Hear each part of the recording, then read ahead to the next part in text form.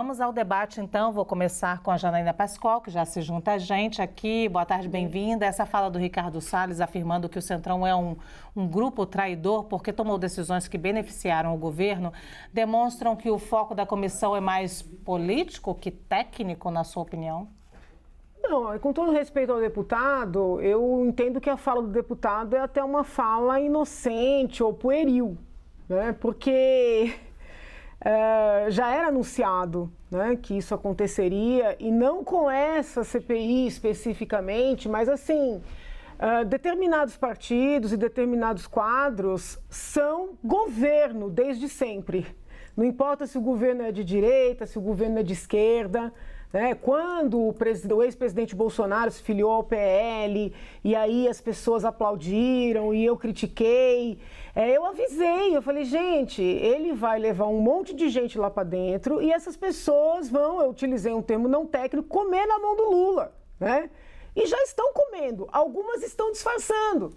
Então, quando o deputado diz, olha, nós não vamos pedir prorrogação dos trabalhos porque o Centrão fez acordo com o governo, está trocando seus quadros e agora uma CPI, né, que tinha uma maioria oposicionista, terá uma maioria governista, né, quando o presidente Lira, presidente da Câmara, interfere para impedir o depoimento de um ministro, isso de certa forma aniquilou de morte a CPI, desculpa, isso é o dia a dia no parlamento. Né? Isso é o dia a dia no parlamento, é algo anunciado, né? Eu sei que é meio ridículo ficar dizendo eu avisei, mas eu avisei.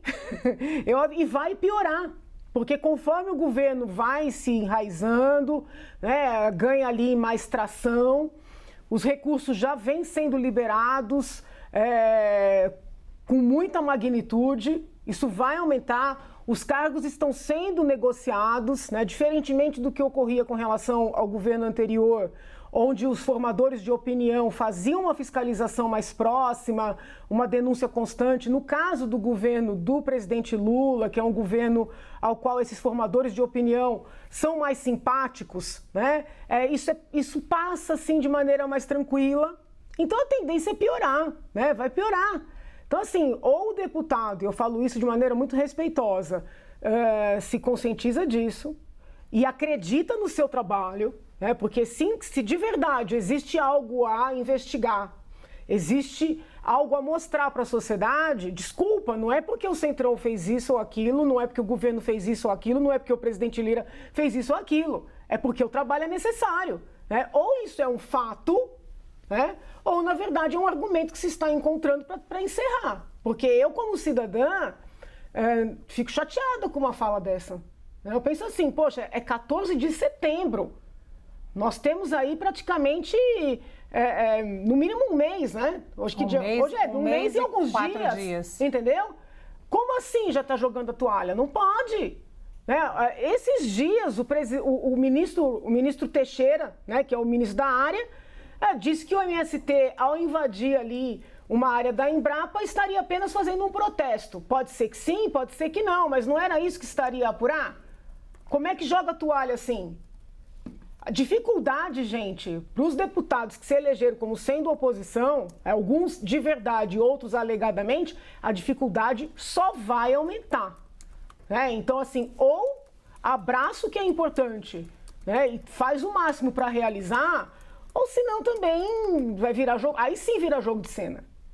Muito bem, Juliana, essa fala então do Ricardo Salles de que o Centrão é um grupo traidor mostra que o foco da comissão é mais político do que técnico? Lu, boa tarde, Janaína. Dizer que o Centrão gosta de traição é a mesma coisa dizer que o italiano gosta de pizza, né? É uma coisa que eu estava até rindo aqui, porque realmente engraçado alguém se espantar com o Centrão traindo, né?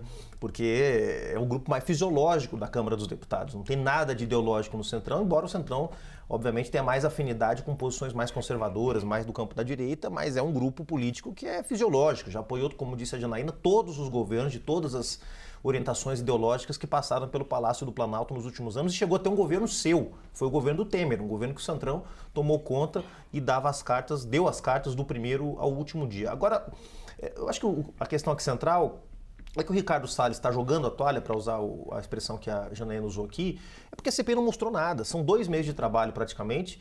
E ela pergunta para o Sem Terra como é que ele tem dinheiro para pagar a faculdade de medicina da filha. Ele fala que eu estou no ProUni. Pergunta para outro Sem Terra, mas você era coagido pelo MST para poder se alinhar às fileiras do movimento? Não, não era. O MST cobrava alguma coisa de você? Não, não cobrava. Então, quer dizer, todos os depoimentos que foram feitos na CPI com o propósito de revelar alguma coisa absurda, alguma prática criminosa do MST, nenhuma parou de pé. Então a CPI não tem como ir para frente. É por isso que o Salles já está entregando os pontos, porque ele conseguiu em 2 meses mostrar o que todo mundo sabe, que não há prática criminosa vinculada à ação do MST.